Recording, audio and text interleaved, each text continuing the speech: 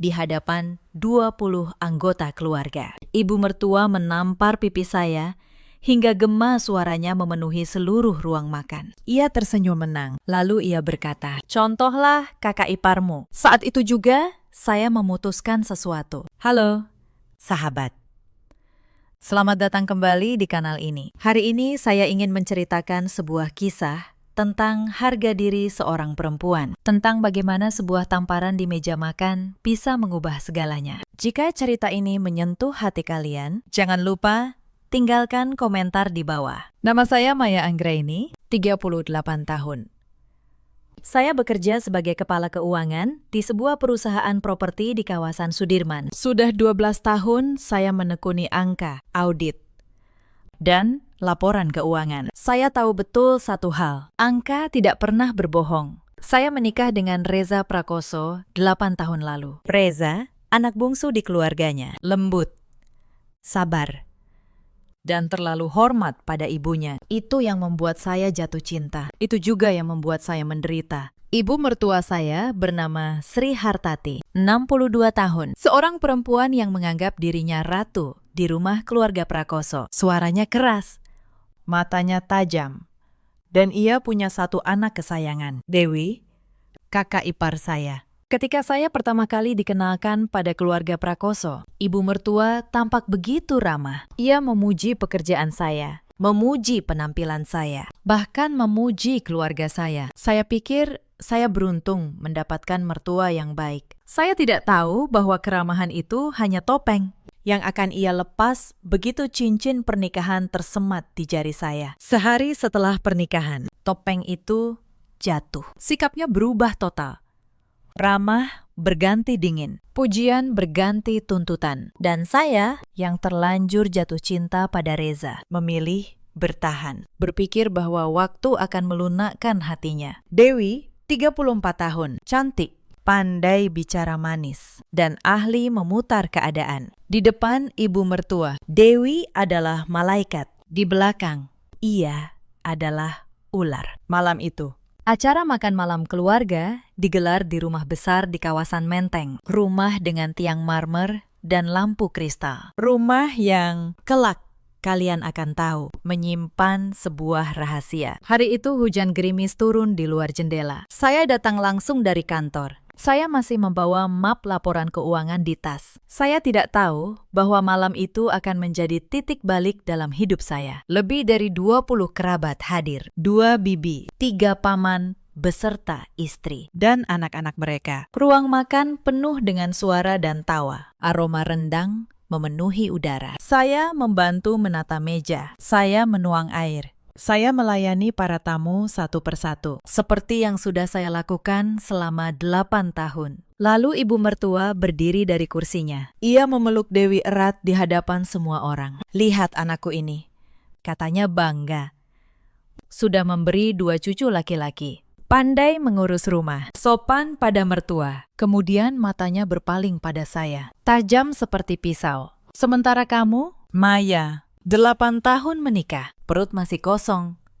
Masak pun tidak becus." Saya menunduk. Saya sudah terbiasa. Saya pikir malam ini akan berlalu seperti malam-malam lainnya. Saya salah.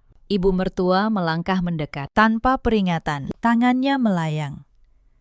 Tamparan itu mendarat di pipi saya. Keras. Nyaring. Ruang makan mendadak senyap. 20 pasang mata tertuju pada saya. Ada yang terkejut, ada yang menunduk, dan Dewi, kakak ipar saya, menutup mulut dengan tangannya. Tetapi sudut bibirnya melengkung. Ia tersenyum. Pipi saya terbakar, telinga saya berdenging. Saya menekan pipi dengan telapak tangan. Air mata menggenang, tetapi saya tahan. "Itulah caranya," kata ibu mertua dengan suara lantang. "Beginilah seharusnya menantu diajar di keluarga Prakoso. Contohlah Dewi. Belajarlah sopan santun." Dewi pura-pura menarik lengan ibunya. "Sudahlah, Bu, jangan begitu," ucapnya manis. Padahal matanya berbinar puas. Saya menoleh pada Reza. Suami saya berdiri di samping meja. Tubuhnya kaku. Wajahnya pucat. dan ia diam. Selama 8 tahun saya menahan semuanya. Sindiran ibu mertua, jebakan kakak ipar, gunjingan para kerabat. Saya pikir jika saya cukup sabar, jika saya cukup mencintai Reza, semuanya akan berubah. Tetapi tamparan ini menyadarkan saya. Kesabaran saya bukan jembatan menuju penerimaan. Kesabaran saya hanya umpan bagi mereka yang ingin menindas. Malam itu, ketika saya pulang ke rumah, saya tidak menangis seperti biasa. Saya duduk di meja kerja. Saya membuka laptop. Dan saya mulai berpikir seperti seorang kepala keuangan. Tetapi mereka tidak tahu apa yang sudah saya simpan selama bertahun-tahun. Esok paginya, saya bangun lebih awal. Saya menyiapkan sarapan untuk Reza seperti biasa. Tetapi ada yang berbeda dalam diri saya. Sesuatu yang dingin dan jernih. Reza menatap pipi saya yang masih sedikit bengkak. "Maya, soal semalam," gumamnya. "Aku minta maaf. Ibu memang keras." Saya tersenyum tipis. "Tidak apa-apa, Mas," jawab saya tenang. Tetapi dalam hati saya berkata, "Maaf, tidak cukup." Diam bukan dukungan. Di kantor, saya menjalani hari seperti biasa. Saya memeriksa laporan, menandatangani anggaran, memimpin rapat. Tetapi pikiran saya kembali pada satu hal. Sebuah dokumen yang tersimpan rapi di brankas kantor saya. Begini ceritanya. 5 tahun lalu, ibu mertua datang pada saya. Suaranya tidak galak waktu itu, justru manis. Ia berkata, "Maya, keluarga sedang butuh uang. Usaha bapak mertuamu hampir bangkrut. Bapak mertua saya sudah meninggal 2 tahun setelah itu. Tetapi waktu itu ia masih hidup, terbaring sakit. Ibu mertua meminta saya menalangi hutang keluarga, 2 miliar rupiah. Saya seorang kepala keuangan. Saya tidak menyimpan uang sebanyak itu di bawah bantal. Tetapi saya punya tabungan, deposito, dan akses pinjaman bank. Saya mencintai Reza, maka saya membantu. Tetapi saya tidak melakukannya dengan ceroboh. Saya kepala keuangan. Ingat, saya membuat surat perjanjian hutang. Hitam di atas putih. Ditandatangani ibu mertua dan bapak mertua. Disaksikan notaris. Lebih dari itu, sebagai jaminan, rumah besar di Menteng itu disertifikatkan atas nama saya. Rumah tempat tamparan itu terjadi. Rumah yang ibu mertua banggakan sebagai istana keluarga Prakoso. Secara hukum, rumah itu milik saya. Selama 5 tahun, saya tidak pernah menyinggungnya. Saya membiarkan mereka tinggal di sana. Saya membiarkan ibu mertua merasa berkuasa. Karena saya pikir ini keluarga. Karena saya pikir cinta lebih besar dari uang. Hutang 2 miliar itu tidak pernah dibayar. Sepeser pun tidak. Bahkan setiap lebaran, ibu mertua masih meminta tambahan untuk renovasi rumah, untuk modal usaha Dewi, untuk biaya sekolah cucu-cucunya. Saya menghitung dalam diam. Total uang yang sudah saya keluarkan untuk keluarga Prakoso dalam 8 tahun mencapai 3 miliar rupiah. 3 miliar. Dan balasannya adalah sebuah tamparan di depan 20 orang. Saya membuka brankas kantor. Saya mengeluarkan map coklat. Di dalamnya ada surat perjanjian hutang, sertifikat rumah, rekening koran, dan bukti transfer selama 5 tahun. Semua tersusun rapi, semua bertanggal, semua sah. Saya bukan menantu yang lemah, saya hanya menantu yang sabar. Dan kesabaran saya malam itu sudah habis. Tetapi saya belum tahu bahwa masih ada kejutan lain menunggu. Tetapi sebelum saya menceritakan apa yang terjadi selanjutnya, kalian perlu tahu betapa dalamnya luka yang saya tahan selama 8 tahun ini. Tamparan di meja makan itu bukanlah yang pertama. Ia hanya yang paling terlihat. Ingatan saya melayang ke tahun pertama pernikahan. Saat itu saya masih percaya bahwa cinta bisa menaklukkan segalanya. Saya pindah ke rumah Menteng atas permintaan ibu mertua. Katanya, supaya bisa merawat bapak mertua yang mulai sakit-sakitan. Saya menyanggupinya. Setiap pagi sebelum berangkat ke kantor, saya menyiapkan sarapan untuk seisi rumah. Setiap malam sepulang kerja, saya membersihkan dapur dan mengurus keperluan bapak mertua. Saya bekerja penuh waktu sebagai kepala keuangan, tetapi di rumah. Saya diperlakukan seperti pembantu yang tidak digaji. Dewi, kakak ipar saya, tinggal hanya 2 blok dari sana. Tetapi ia tidak pernah membantu. Setiap kali ada acara, ia datang berdandan rapi, duduk manis, dan menerima pujian. Sementara saya berkeringat di dapur. Ia berfoto bersama tamu. Suatu kali, saya pulang larut karena tutup buku akhir tahun di kantor. Saya kelelahan. Saya belum sempat memasak. Ibu mertua menunggu di ruang tamu dengan wajah masam. "Jam berapa ini baru pulang?" bentaknya. Suami di rumah belum makan. Mertua belum makan. "Kamu pikir kerja kantoran itu lebih penting daripada keluarga?" Saya minta maaf. "Bu," kata saya, "ada tutup buku, tidak bisa ditinggal. Saya akan segera masak." Ibu mertua mendengus. "Perempuan yang sibuk kerja itu tidak becus jadi istri," katanya. "Lihat Dewi, ia di rumah saja, tetapi rumah tangganya beres. Suaminya bahagia."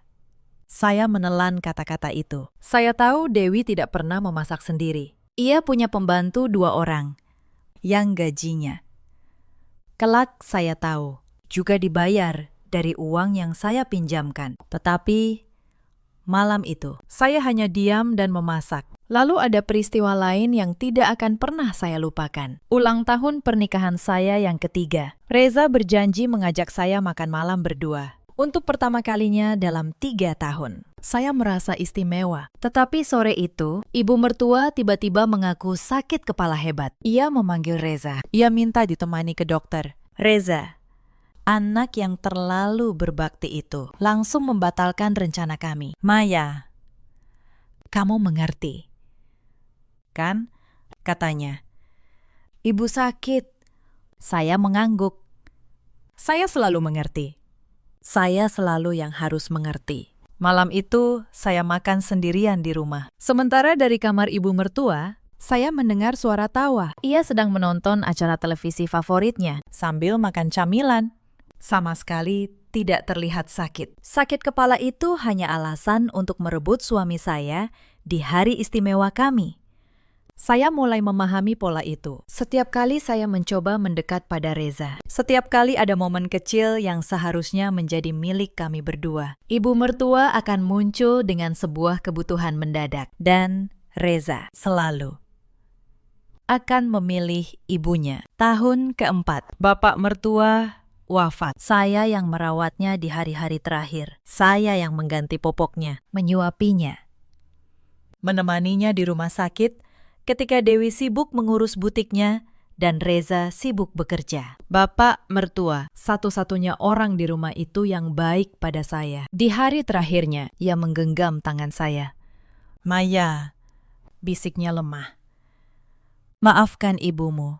Ia hanya takut kehilangan kuasa. Jaga dirimu. Nak, jangan biarkan mereka menginjakmu." Saya menangis di samping ranjangnya. Itu adalah kalimat paling tulus yang pernah saya dengar dari keluarga Prakoso. Dan orang yang mengucapkannya pergi keesokan harinya. Setelah bapak mertua wafat, perlakuan terhadap saya semakin buruk. Tidak ada lagi yang menahan ibu mertua. Ia menjadi semakin berkuasa, semakin sewenang-wenang. Dan Dewi melihat celah, semakin gencar menjatuhkan saya. Suatu hari, saya kehilangan sebuah kalung pemberian almarhumah ibu saya. Kalung emas yang sangat berharga bagi saya. Satu-satunya kenangan dari ibu kandung saya. Saya mencarinya kemana-mana. Beberapa minggu kemudian, saya melihat kalung itu melingkar di leher Dewi pada sebuah acara keluarga. Saya terkejut.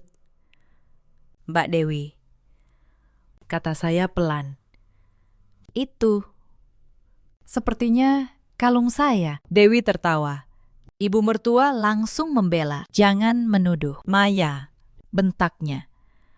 "Itu kalung Dewi sejak dulu. Kamu mau memfitnah kakak iparmu sendiri." Saya tidak punya bukti. Saya hanya punya kenangan. Dan di rumah itu, kenangan saya tidak ada harganya. Saya kehilangan kalung ibu saya, dan saya bahkan tidak boleh menuntutnya kembali. Malam itu, saya menangis sendirian. Tetapi di tengah tangis itu, sesuatu mulai mengeras dalam diri saya. Saya mulai mencatat. Diam-diam, saya mencatat setiap kejadian, setiap pinjaman, setiap pengeluaran. bukan karena saya ingin membalas, tetapi karena sebagai kepala keuangan, saya tahu satu hal. Catatan adalah perlindungan. Saya menyimpan setiap bukti transfer. Saya menyimpan surat perjanjian hutang di brankas kantor. Saya membuat salinan sertifikat rumah tanpa sadar selama bertahun-tahun.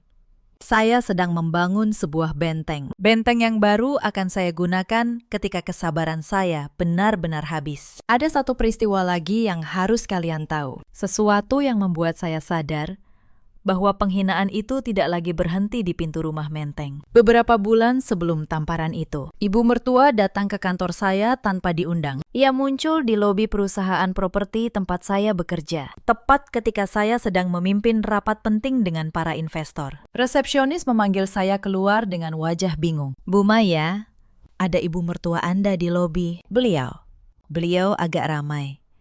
Saya bergegas keluar. Ibu mertua berdiri di tengah lobi, berbicara keras pada siapapun yang mau mendengar. "Menantu saya ini," katanya pada seorang satpam, "sok sibuk kerja, tetapi di rumah tidak becus. Suaminya sampai kelaparan." Para karyawan menatap, beberapa berbisik.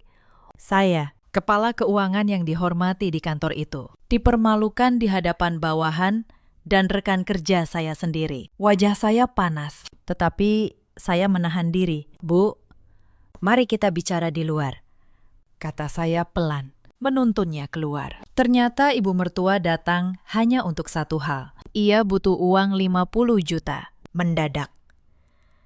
Untuk Dewi yang katanya sedang ada masalah. Ia tidak mau menunggu sampai saya pulang. Ia rela mempermalukan saya di tempat kerja demi uang yang sekali lagi tidak akan pernah dikembalikan. Bukan hanya itu. Beberapa minggu kemudian, Dewi melakukan sesuatu yang lebih keji. Ia menyebarkan gosip di antara keluarga besar bahwa saya mandul karena penyakit dan bahwa saya menyembunyikannya dari Reza sebelum menikah. Gosip itu tidak benar, tetapi ia menyebar cepat. Para kerabat mulai menatap saya dengan pandangan kasihan bercampur curiga. Ada yang bertanya langsung pada Reza di hadapan saya. "Reza, benar istrimu sakit, kasihan kamu, tidak punya keturunan." Saya menunggu Reza membela saya. Saya menunggu ia berkata bahwa itu fitnah. Tetapi, sekali lagi, ia hanya diam. Lalu mengalihkan pembicaraan. Diamnya malam itu terasa seperti pengkhianatan yang lebih dalam daripada gosip itu sendiri. Saya pulang dengan hati hancur. Tetapi saya tidak menangis lama. Saya membuka catatan saya. Saya menambahkan satu baris lagi. Bukan karena saya ingin membalas dendam pada Dewi, tetapi karena setiap penghinaan baru semakin menguatkan tekad saya. Tekad bahwa suatu hari kebenaran akan saya letakkan di atas meja, di hadapan mereka semua. Itulah pola hidup saya selama 8 tahun. Setiap kebaikan dibalas dengan tuntutan. Setiap pengorbanan dianggap kewajiban. Setiap diam dianggap kelemahan. Sampai akhirnya, malam tamparan itu menjadi tetes terakhir yang meluapkan gelas kesabaran saya. Hari itu, di lobi kantor saya sendiri, saya merasakan sebuah penghinaan yang berbeda. Bukan hanya sebagai menantu, tetapi sebagai seorang profesional. Rumah bisa saya tinggalkan, tetapi reputasi yang saya bangun bertahun-tahun, itu tidak akan saya biarkan diinjak. Malam itu, ketika saya pulang, saya membuka brankas saya dan menatap map coklat itu lama sekali. Saya belum siap menggunakannya. Tetapi saya tahu, hari itu akan tiba. Dan ketika tiba, saya tidak akan ragu. Dan malam tamparan itu, kesabaran itu akhirnya benar-benar habis. Minggu berikutnya, ibu mertua menelpon. Suaranya kembali manis. "Maya," katanya, "Lebaran sebentar lagi. Tahun ini, kita kumpul besar di rumah Menteng. Semua keluarga mudik ke sana." Lalu ia menambahkan dengan nada memerintah, "Kamu yang urus semua. Konsumsi, dekorasi, THR untuk anak-anak. Anggap saja ini cara kamu menebus kesalahanmu kemarin." Saya menggenggam telepon erat. Menebus kesalahan, seolah ditampar di depan umum adalah salah saya. Saya menarik napas. "Baik, Bu," jawab saya. "Saya yang urus semua." Dan memang, Saya yang urus semua.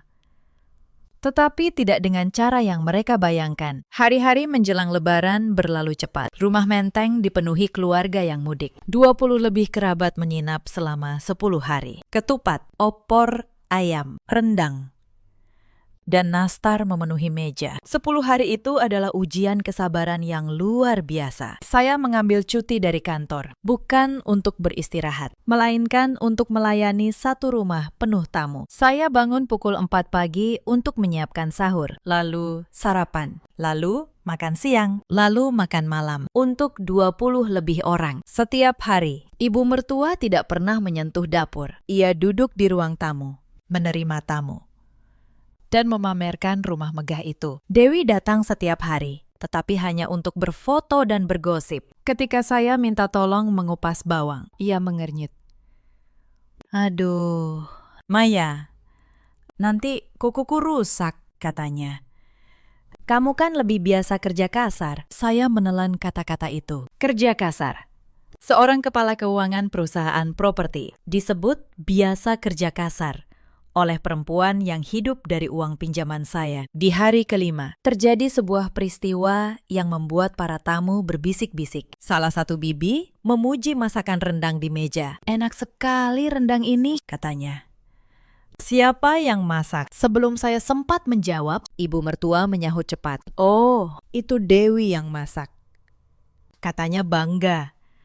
Anak saya memang pandai memasak, padahal sayalah yang memasak rendang itu sejak subuh. Dewi bahkan baru datang 1 jam yang lalu. Tetapi saya hanya diam. Saya sudah belajar bahwa membantah hanya akan mengundang tamparan baru. Entah di pipi, entah di harga diri. Di hari ke-7, ibu mertua meminta saya membayar seluruh biaya konsumsi 10 hari itu. Jumlahnya tidak sedikit. Hampir 50 juta rupiah untuk makanan, dekorasi, dan THR. "Anggap ini bakti kamu pada keluarga," katanya. Saya membayar semuanya, tanpa membantah. Tetapi saya menyimpan setiap struk, setiap nota, setiap bukti pembayaran. Karena, seperti yang sudah menjadi kebiasaan saya, catatan adalah perlindungan. Lalu, di hari ke-8, terjadilah peristiwa yang mengubah segalanya. Peristiwa yang membuat saya tahu kesabaran saya benar-benar harus berakhir. Sore itu, ibu mertua duduk di kursi besar seperti seorang ratu. Dewi di sisinya, melayani dengan senyum palsu. Para kerabat memuji rumah itu. "Megah sekali rumah keluarga Prakoso," kata mereka. Saya hanya tersenyum dan terus menata hidangan, sebab saya ingin mereka merasa nyaman dulu, sebelum semuanya berubah.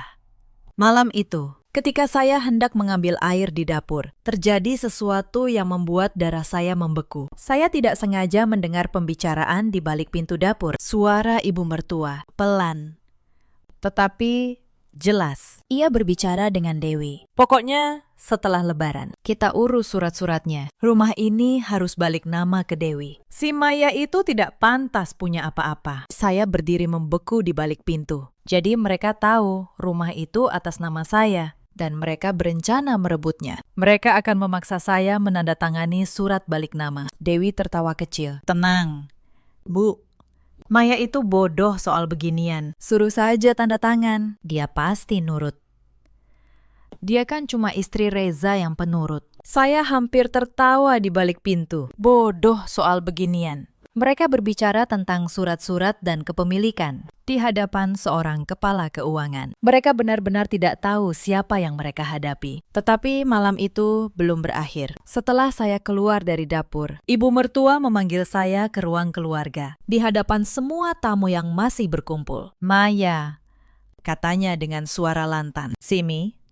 Saya berjalan mendekat. 20 pasang mata kembali tertuju pada saya. Ibu mertua memegang sebuah piring yang masih ada sisa makanan. "Ini," katanya. Melempar piring itu ke meja di depan saya. "Cuci dan bersihkan semua piring tamu.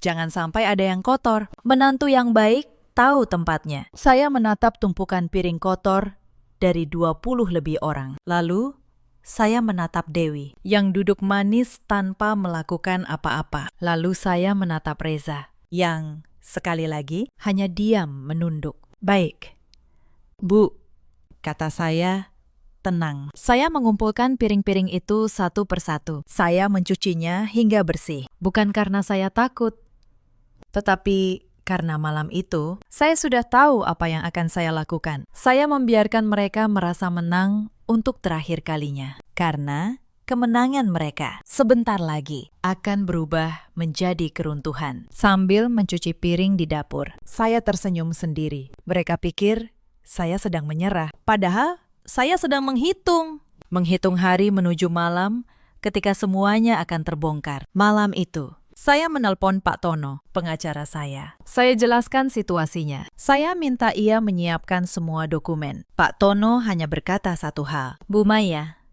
posisi hukum Anda sangat kuat. Tinggal tunggu waktu yang tepat." Waktu yang tepat. Saya tahu kapan itu. Malam Lebaran besar, ketika seluruh keluarga berkumpul. Tempat yang sama dengan tempat saya ditampar di hadapan 20 pasang mata yang sama. Tetapi sebelum itu, masih ada satu hal yang mengganjal hati saya. Reza, suami saya perlu tahu di pihak siapa ia berdiri. Suatu malam, saya duduk berdua dengan Reza di kamar. Saya menatapnya lurus. "Mas," kata saya, "jika suatu hari ibu memintamu memilih antara aku dan dia, kamu pilih siapa?" Reza terdiam.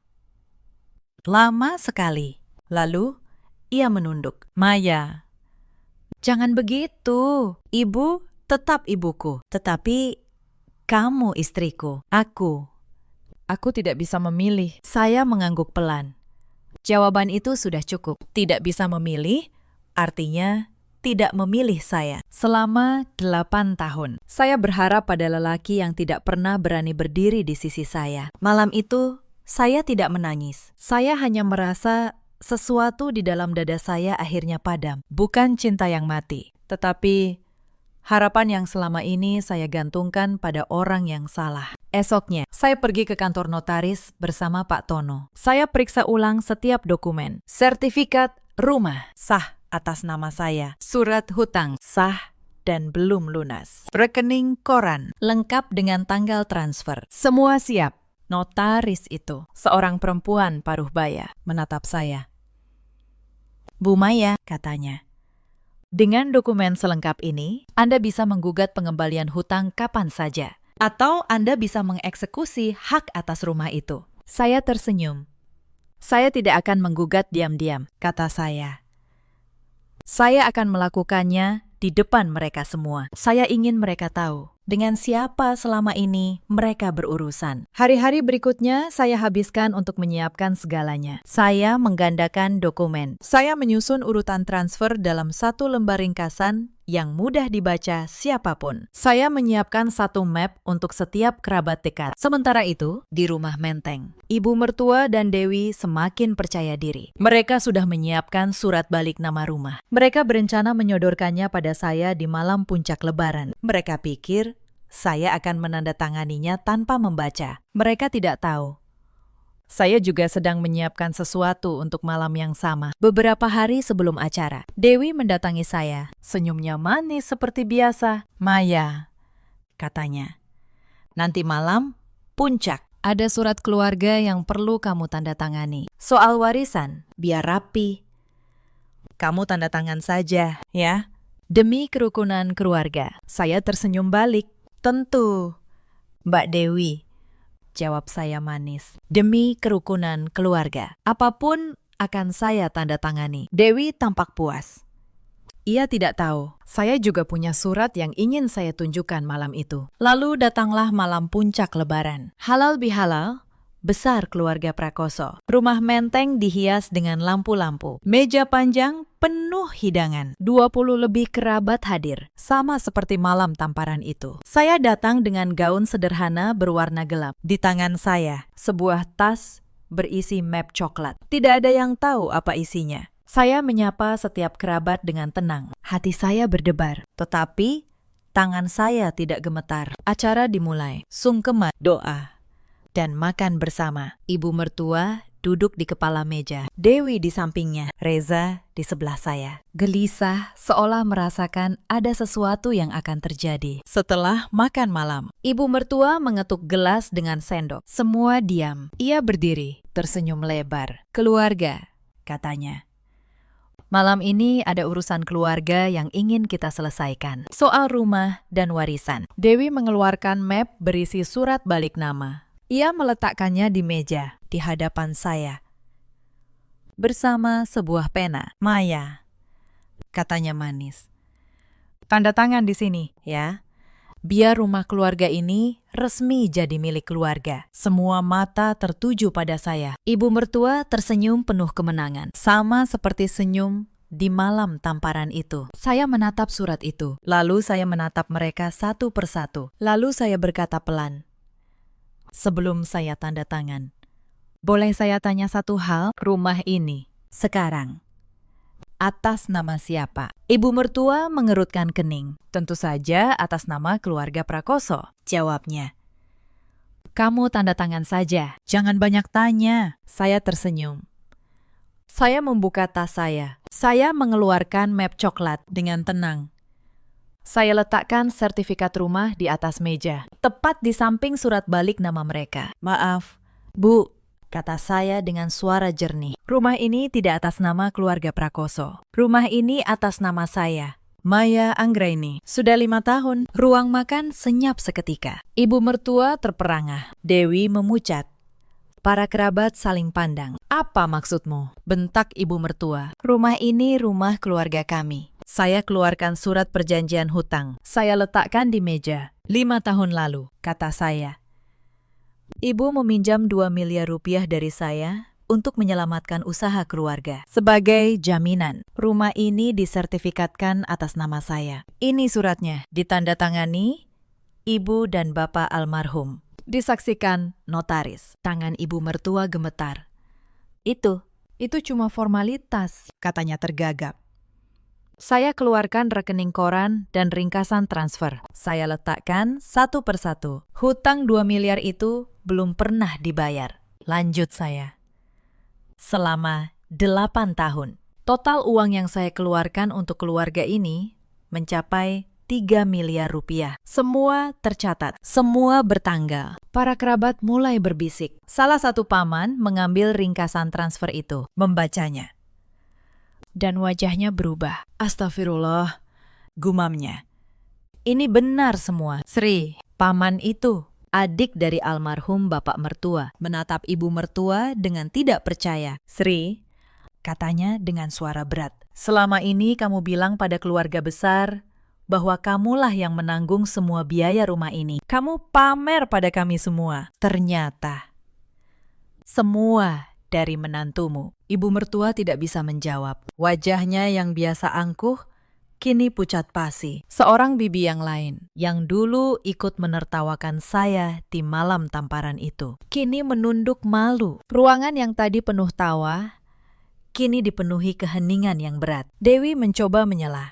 "Maya, ini pasti dipalsukan." Saya menatap Dewi tenang. "Mbak Dewi," kata saya, "notaris yang mengesahkan surat ini masih hidup dan praktik di Kebayoran Baru. Silahkan dicek." Dan satu lagi, modal usaha butik Mbak Dewi 3 tahun lalu. 150 juta. Itu juga dari rekening saya. Ada di lembar kedua. Dewi terdiam. Wajahnya pucat pasi. Tangannya yang tadi menyodorkan pena, kini tergeletak lemas di meja. Tetapi saya belum selesai. Saya mengeluarkan satu lembar lagi dari map saya. Sebuah catatan yang sudah lama saya simpan. Dan ini, Mbak Dewi, kata saya. Tahun lalu, ketika butik Mbak hampir disita bank. Siapa yang melunasi tunggakan sewa toko Mbak? 200 juta. Saya. Atas permintaan ibu. Yang berkata ini demi nama baik keluarga. Para kerabat menatap Dewi. Perempuan yang selama ini mereka kira kaya dan mandiri. Ternyata hidup dari belas kasihan menantu yang ia hina. Salah seorang sepupu menggelengkan kepala. "Pantas saja," gumamnya pelan. "Selama ini, semua hanya pura-pura." Saya membiarkan keheningan itu berbicara. Lalu, saya berkata lagi dengan suara yang tenang tetapi tegas. Selama bertahun-tahun, saya membiarkan kalian semua percaya bahwa keluarga Prakoso adalah keluarga yang berkecukupan. Saya tidak pernah membantah. Saya tidak pernah membuka aib ini. Karena saya menghormati kalian sebagai keluarga. Saya menoleh kembali pada ibu mertua. Tetapi penghormatan itu, kata saya, ternyata hanya satu arah. Saya menjaga harga diri keluarga ini. Sementara keluarga ini menginjak-injak harga diri saya. Saya berdiri. Saya menatap seluruh ruangan. Selama 8 tahun, kata saya membantu keluarga ini dengan tulus. Saya tidak pernah meminta dibayar. Saya hanya meminta satu hal: dihormati sebagai manusia. Saya menoleh pada ibu mertua. Tetapi malam itu, di ruangan ini, di hadapan orang-orang yang sama, ibu menampar saya dan menyuruh saya mencontoh orang lain. Maka malam ini, di ruangan yang sama, saya akan menunjukkan siapa saya sebenarnya. Saya mengeluarkan satu dokumen terakhir, surat dari pengacara saya. Ini surat penagihan resmi, kata saya. Hutang 3 miliar rupiah harus dilunasi dalam 30 hari. Jika tidak, sebagai pemilik sah, saya berhak mengeksekusi rumah ini. Ibu mertua jatuh terduduk di kursinya. Tubuhnya gemetar. Kamu tega melakukan ini pada keluargamu sendiri. Suaranya parau. Saya menatapnya. Keluarga, kata saya pelan. Apakah menampari seseorang di depan 20 orang itu yang ibu sebut keluarga? Apakah merencanakan merebut rumah dari orang yang menyelamatkan keluarga ini? Itu yang ibu sebut keluarga. Tidak ada jawaban. Hanya keheningan. Lalu, saya menoleh pada Reza. Reza menunduk. Wajahnya penuh rasa bersalah. Maya, gumamnya. Aku tidak tahu soal hutang ini. Memang, Mas, jawab saya. Karena aku menanggungnya sendiri dalam diam demi kamu. Sama seperti aku menanggung semua tamparan dan hinaan dalam diam demi kamu. Tetapi malam ini aku sadar, diam bukan cinta. Diam hanya membuat luka semakin dalam. Saya mengambil tas saya. Saya menatap seluruh keluarga untuk terakhir kalinya. Saya beri waktu 30 hari untuk melunasi hutang, kata saya. Atau angkat kaki dari rumah ini. Pilihan ada di tangan kalian. Lalu, saya berjalan keluar. Langkah saya tenang. Punggung saya tegak. Di belakang saya terdengar suara ribut. Ibu mertua menangis. Dewi berteriak. Para kerabat saling menyalahkan. Salah satu bibi yang dulu ikut menertawakan saya, kini berlari mengejar, mencoba meminta maaf. Maya, kami tidak tahu, katanya. Kami tidak tahu, kamu yang menanggung semuanya. Maafkan kami. Saya berhenti sejenak. Saya menatapnya tanpa marah. Bu, kata saya pelan. Saya tidak butuh maaf kalian. Saya hanya butuh kalian ingat satu hal. Lain kali, sebelum kalian ikut menertawakan seorang menantu, tanyakan dulu, siapa sebenarnya yang menanggung beban keluarga ini? Tetapi saya tidak menoleh lagi pada ibu mertua atau Dewi. Untuk pertama kalinya dalam 8 tahun, saya merasa bebas. Reza mengejar saya ke depan pintu. Maya, tunggu, katanya. Beri aku kesempatan. Aku akan berubah. Aku akan membela kamu mulai sekarang. Saya berhenti. Saya menatapnya. Mas, kata saya lembut. Kesempatan itu sudah kuberikan selama 8 tahun. Setiap kali kamu memilih diam, kamu memilih mereka. Aku tidak marah padamu. Aku hanya lelah menunggu seseorang yang tidak akan pernah datang. Reza menggenggam lengan saya. Air matanya mengalir. Aku mencintaimu, Maya. Sungguh, aku hanya tidak tahu harus bagaimana menghadapi ibu. Aku tahu, kamu mencintaiku dengan caramu, jawab saya. Tetapi cinta yang tidak berani membela bukanlah perlindungan. Selama 8 tahun, aku berdiri sendiri di rumah yang penuh orang. Aku tidak mau lagi merasa sendiri di sisi orang yang katanya mencintaiku. Aku akan mengurus perceraian dengan baik-baik, lanjut saya. Tidak akan ada drama, tetapi aku tidak bisa lagi tinggal di rumah yang membuatku merasa seperti pembantu. Reza terdiam. Air mata mengalir di pipinya. Tetapi ia tidak menahan saya, bahkan di saat terakhir. Ia tetap memilih untuk tidak melawan, dan itu sudah menjawab segalanya. Saya melangkah ke mobil. Hujan gerimis turun lagi malam itu, sama seperti malam tamparan itu. Tetapi kali ini, saya tidak merasa dingin. Saya menyalakan mesin dan menjalankan mobil, meninggalkan rumah Menteng untuk selamanya. 30 hari kemudian, keluarga Prakoso tidak mampu melunasi hutang. Mereka tidak punya 3 miliar rupiah. Uang itu sudah lama habis untuk gaya hidup dan butik Dewi yang bangkrut. Dalam masa 30 hari itu, mereka mencoba segala cara. Mula-mula, ibu mertua mengirim para kerabat untuk membujuk saya. Mereka datang ke kantor Pak Tono, memohon agar saya membatalkan tagihan demi nama baik keluarga, kata mereka. Demi mendiang Bapak. Saya menjawab melalui Pak Tono, justru demi nama baik keluarga. Hutang harus dibayar, kata saya. Dan demi mendiang Bapak, yang dulu memohon agar saya tidak diinjak, saya tidak akan mundur. Lalu Dewi datang sendiri ke kantor saya. Kali ini tanpa senyum manis. Wajahnya keras. Maya, katanya. Kamu puas sekarang. Kamu hancurkan keluarga kami. Saya menatapnya tenang. Mbak Dewi, jawab saya. Saya tidak menghancurkan apapun.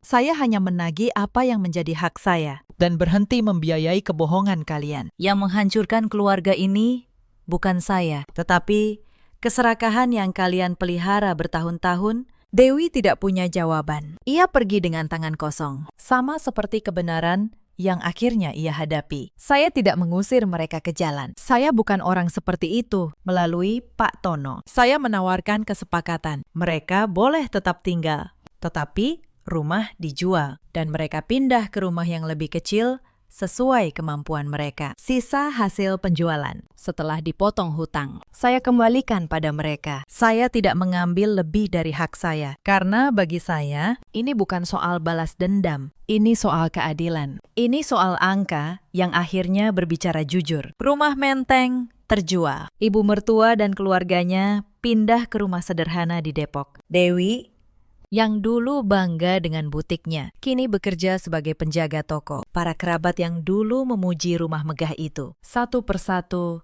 menjauh. Dan Reza, perceraian kami selesai dengan tenang. Ia tidak melawan. Ia bahkan tidak meminta apapun dari harta saya. Mungkin itu satu-satunya hal terhormat yang ia lakukan di akhir. Belakangan saya dengar ia tinggal bersama ibunya di Depok, merawat ibu mertua yang kesehatannya menurun. Ia berhenti dari pekerjaannya yang dulu dan membuka usaha kecil di dekat rumah. Hidupnya jauh lebih sederhana dari sebelumnya. Mungkin itu cara dia menebus rasa bersalahnya. Mungkin untuk pertama kalinya, ia belajar berdiri di atas kakinya sendiri, tanpa berlindung di balik nama keluarga. Saya tidak lagi peduli. Saya hanya berharap ia menemukan kedamaiannya, sebagaimana saya telah menemukan kedamaian saya. Saya sendiri memulai lembaran baru. Dengan sisa tabungan dan keahlian saya membuka kantor konsultan keuangan kecil di kawasan BSD, khusus membantu perempuan mengelola keuangan mereka, mengajari mereka membaca surat perjanjian, memahami hak milik, dan tidak pernah menyerahkan tanda tangan tanpa membaca. Hari-hari pertama tidaklah mudah. Membangun usaha dari nol selalu berat. Tetapi untuk pertama kalinya, semua keringat saya adalah untuk diri saya sendiri, bukan untuk menyenangkan orang yang tidak pernah puas. Setiap pagi, saya bangun dengan tujuan, bukan dengan rasa takut. Klien pertama saya adalah seorang perempuan yang baru bercerai. Ia datang dengan mata sembab. "Bu Maya," katanya, "saya tidak punya apa-apa lagi." Suami dan mertua mengambil semuanya. Saya tersenyum dan menggenggam tangannya. "Mari kita lihat angkanya bersama," kata saya. Karena angka tidak pernah berbohong. Dan setiap perempuan berhak tahu apa yang menjadi haknya. Kami menelusuri dokumennya satu persatu. Ternyata ada harta bersama yang selama ini disembunyikan dari perempuan itu. Ada rekening yang seharusnya menjadi haknya. Setelah berbulan-bulan, ia memenangkan haknya kembali. Hari ketika ia datang membawa kabar itu, ia memeluk saya sambil menangis. Bukan tangis sedih, tetapi tangis lega. Sejak itu, kabar tentang kantor saya menyebar dari mulut ke mulut. Para perempuan datang satu persatu. Ada yang ditipu suami, ada yang ditindas mertua, ada yang dipaksa menandatangani surat yang tidak mereka mengerti. Saya membantu mereka membaca angka, memahami hukum, dan menemukan kembali kekuatan mereka. Bisnis saya perlahan berkembang. Saya sibuk, tetapi bahagia untuk pertama kalinya dalam hidup. Saya bangun pagi tanpa rasa takut, tanpa harus melayani orang yang merendahkan saya, tanpa harus menelan hinaan demi sebuah kata bernama keluarga. Beberapa bulan kemudian, saya mendengar kabar tentang ibu mertua. Kesehatannya menurun, tekanan darahnya naik, dan ia sempat dirawat di rumah sakit. Reza yang merawatnya, dibantu Dewi yang kini hidup sederhana. Suatu hari, Reza mengirim pesan pada saya. "Maya," tulisnya, "Ibu ingin minta maaf padamu. Ia menyesal. Apakah kamu mau menemuinya?" Saya merenung lama. Lalu saya pergi menjenguk ibu mertua di Depok. Bukan karena dendam saya sudah hilang sepenuhnya, melainkan karena saya tidak ingin membawa beban kebencian seumur hidup. Itu hanya akan meracuni diri saya sendiri. Ibu mertua terbaring lemah di tempat tidur. Tubuhnya yang dulu angkuh, kini kurus dan rapuh. Ketika melihat saya, air matanya mengalir. "Maya," bisiknya, "maafkan ibu. Ibu salah. Ibu yang membuat semua ini hancur." Saya duduk di sisinya. "Sudahlah, Bu," kata saya pelan. "Yang lalu biarlah berlalu. Saya tidak menyimpan dendam, saya hanya berharap Ibu belajar bahwa setiap orang, termasuk seorang menantu, berhak dihormati." Ibu mertua mengangguk lemah. Untuk pertama kalinya, tidak ada lagi ketajaman di matanya, hanya penyesalan. Saya meletakkan sekantong buah di meja, lalu pamit.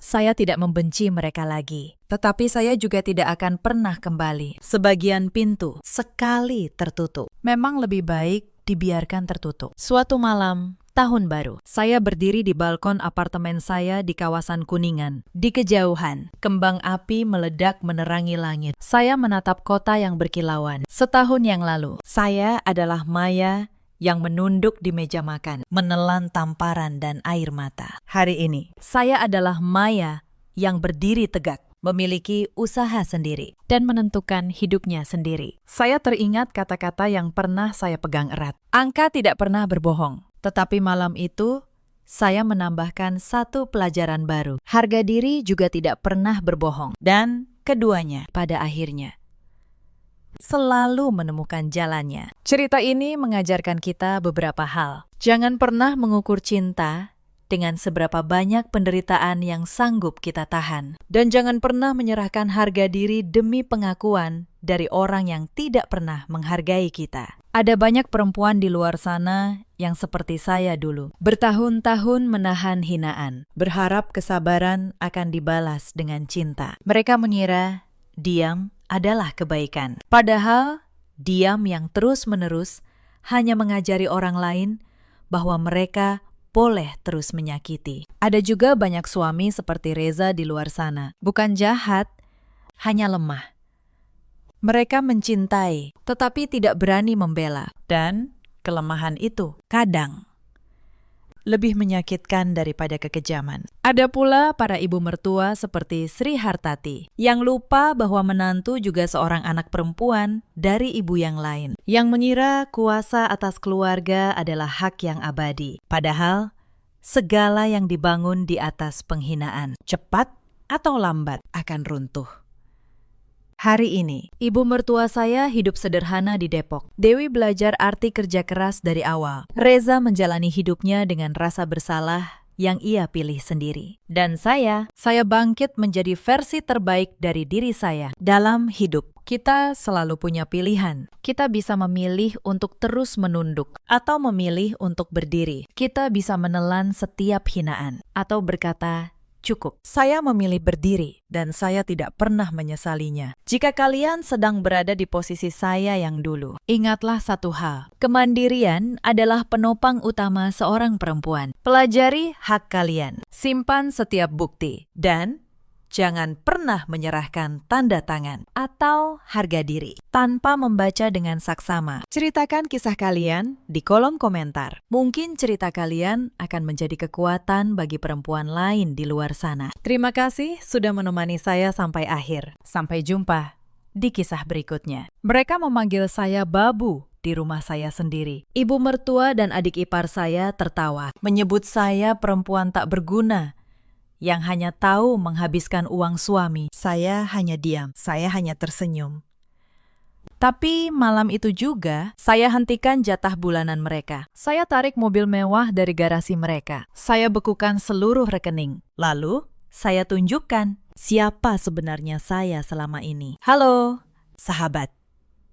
Selamat datang kembali di kanal ini. Sebelum cerita dimulai, tulis di kolom komentar kalian menonton dari daerah mana. Jangan lupa like dan subscribe supaya kanal ini terus berkembang dan bisa menghadirkan kisah yang lebih menarik lagi. Selamat menyimak sampai akhir. Nama saya Maira, 38 tahun.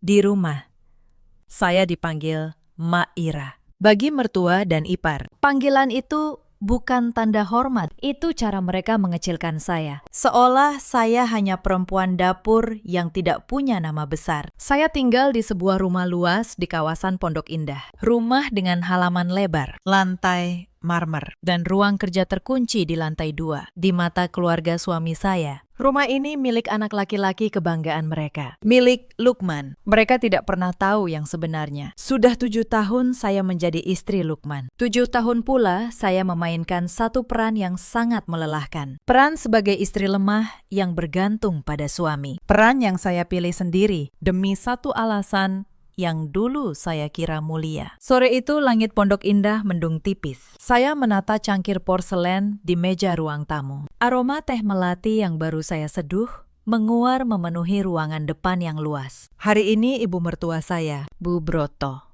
datang berkunjung. Ia membawa serta adik ipar saya, Galuh.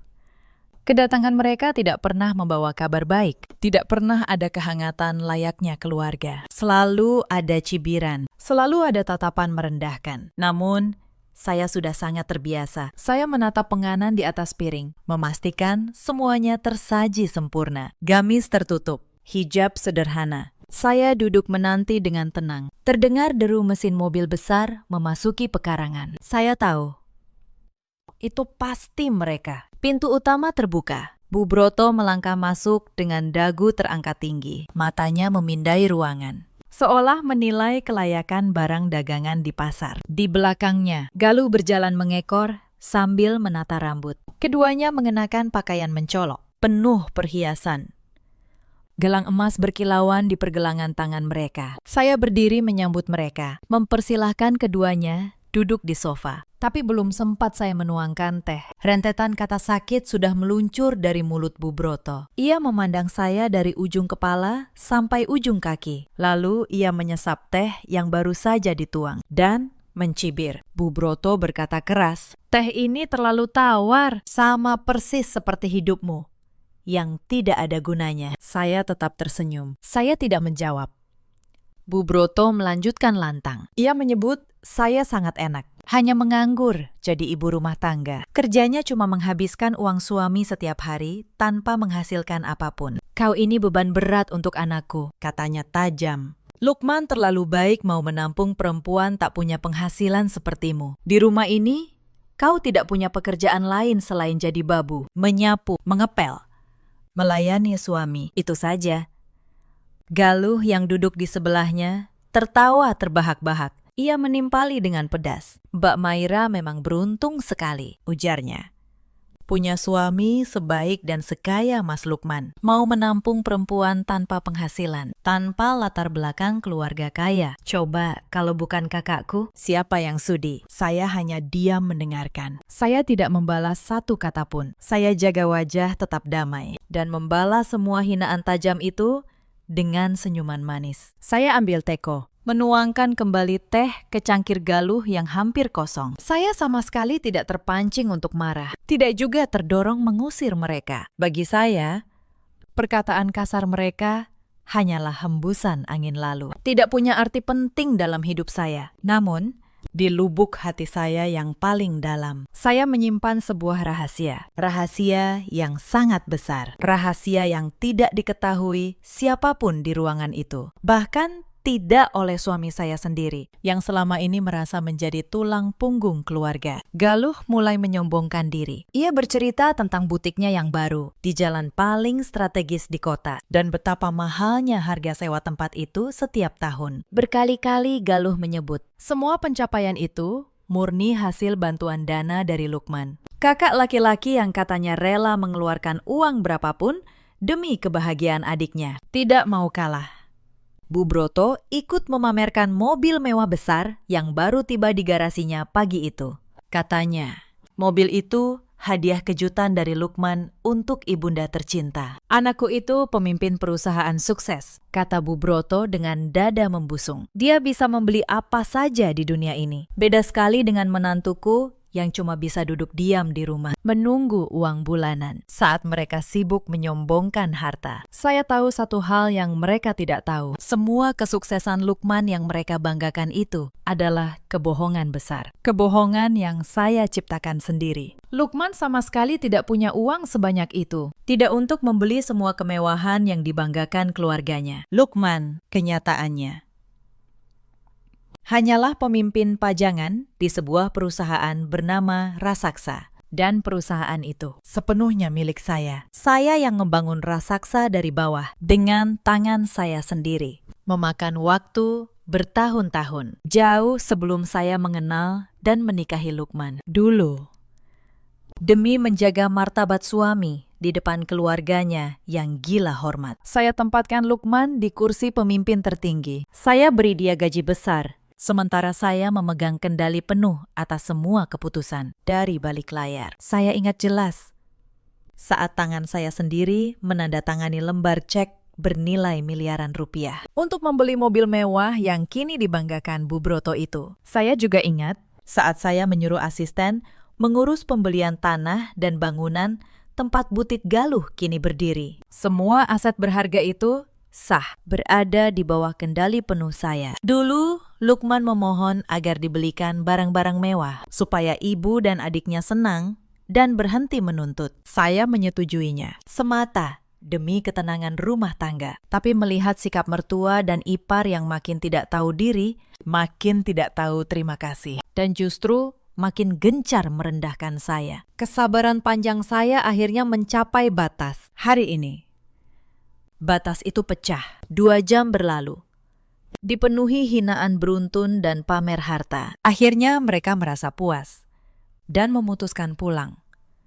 Saya mengantar keduanya sampai ke pintu depan, masih dengan senyum manis yang tak pernah pudar. Saya melambaikan tangan dengan tenang saat mobil mewah hasil uang saya itu keluar perlahan dari gerbang. Begitu mobil berbelok di ujung jalan dan benar-benar hilang dari pandangan, senyum ramah di wajah saya perlahan menghilang, digantikan oleh tatapan mata tajam yang sangat dingin. Penuh perhitungan, saya membalikan badan dan melangkah kembali masuk ke dalam rumah. Saya menaiki tangga menuju ruang kerja saya di lantai 2, ruangan yang selalu terkunci rapat. Tidak ada satu orang pun yang diizinkan masuk tanpa persetujuan saya, termasuk Lukman, suami saya sendiri. Saya duduk bersandar di kursi kerja berbahan kulit tebal. Saya ambil telepon genggam dari atas meja. Saya cari satu nama penting di daftar kontak pribadi saya. Saya tekan tombol panggilan.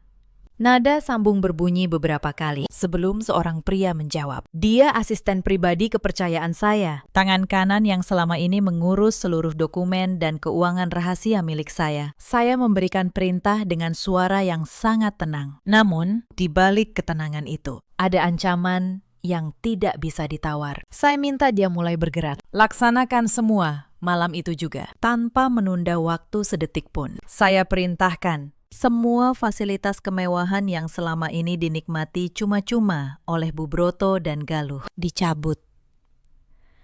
Saat ini juga, saya minta dia mengirim tim khusus untuk menarik paksa mobil mewah kebanggaan itu langsung dari garasi rumah Bu Broto. Saya juga menyuruh agar surat resmi penyitaan bangunan butik segera dikirim kepada Galuh malam ini juga, supaya besok ia tidak bisa lagi berjualan. Lalu saya beri perintah terakhir yang paling menentukan. Saya perintahkan agar semua kartu pembayaran elektronik dan seluruh rekening yang selama ini saya berikan hak aksesnya kepada Lukman dibekukan total. Saya ingin menunjukkan kepada mereka semua dengan cara yang sangat menyakitkan. Siapa bos sebenarnya di keluarga ini? Asisten setia saya mengiyakan. Ia mencatat seluruh perintah tanpa banyak bertanya. Lalu sambungan telepon saya putus. Malam ini, badai besar yang tidak terlihat akan menghantam keras kesombongan keluarga itu. Tapi mereka belum tahu apa-apa. Di tempat lain, belasan kilometer dari rumah saya, Bu Broto dan Galuh sedang bersantai di ruang keluarga rumah mewah yang mereka tempati. Rumah megah, dihiasi perabotan mahal. Semuanya dari uang yang mereka minta. Uang saya.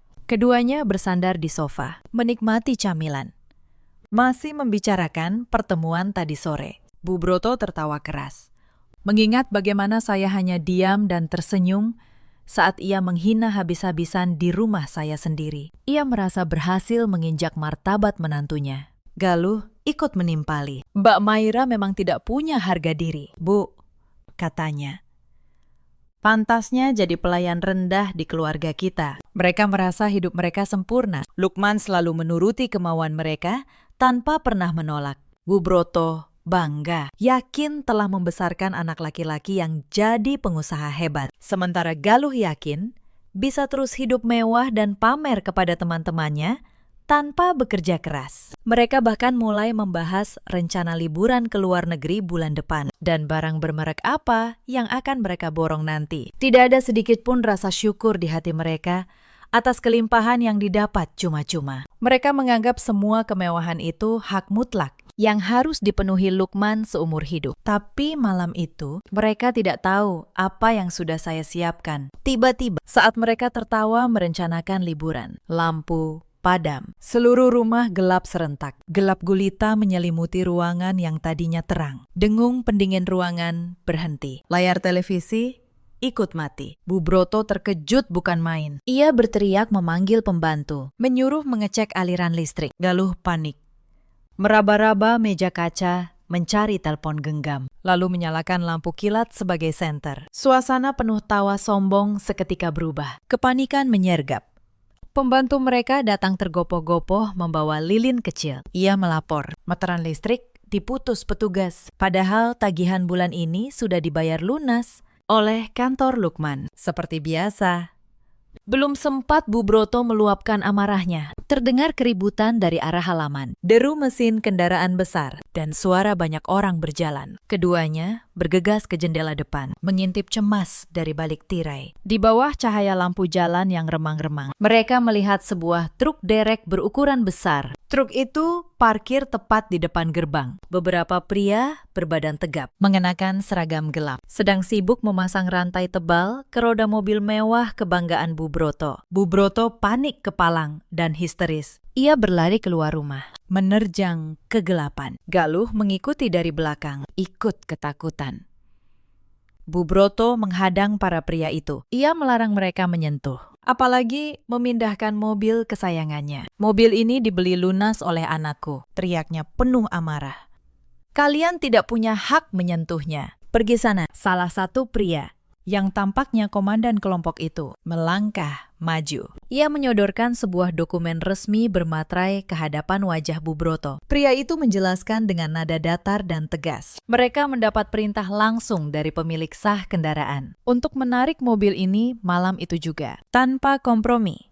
Bu Broto berusaha membaca tulisan di dokumen, tapi dalam suasana gelap dan panik, ia tidak bisa melihatnya jelas. Pria itu menegaskan, nama pemilik sah di dokumen kepemilikan bukanlah Lukman, melainkan nama orang lain. Bu Broto tidak terima. Ia langsung menyuruh Galuh menelpon Lukman malam itu juga. Tangan Galuh gemetar hebat saat mencari nomor kakaknya di layar telepon. Nada sambung berbunyi agak lama, membuat kepanikan mereka makin memuncak. Sebelum akhirnya, Lukman mengangkat panggilan darurat itu. Dengan suara serak, baru terbangun dari tidur. Galuh langsung menangis kencang. Ia berteriak menceritakan kejadian mengerikan itu. Rumah mereka mendadak gelap karena listrik diputus. Dan sekarang, ada segerombolan preman yang berusaha merampas mobil baru ibu mereka. Lukman terperanjat.